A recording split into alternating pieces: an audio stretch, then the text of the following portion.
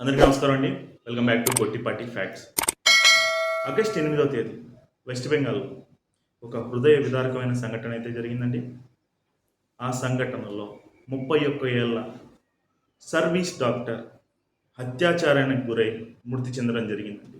అతి కిరాతకంగా రకరకాల చిత్రహింసలు పెట్టి అత్యాచారం చేసి ఆ మహిళను అయితే చంపేయడం జరిగిందండి.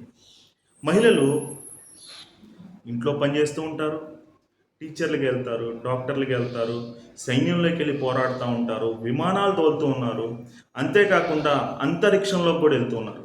కానీ ఇటువంటి కిరాతకుల చేతిలో నుంచి బయటపడకుండా అత్యాచారానికి గురై ప్రాణాలు వదిలేస్తూ ఉన్నారండి. ప్రతి ఒక్కరు కూడా గుర్తుపెట్టుకోవాల్సింది ఏంటంటే, మహిళ బయటకు వచ్చింది అంటే ఆ మహిళ ఎవరింట్లో మహిళ అయినా కానివ్వండి, మన ఇంట్లో మహిళలాగా ఈరోజు మనం వేరే ఇంట్లో మహిళని కాపాడగలిగితే మన ఇంట్లో మహిళని వేరే వాళ్ళు కాపాడగలుగుతారు.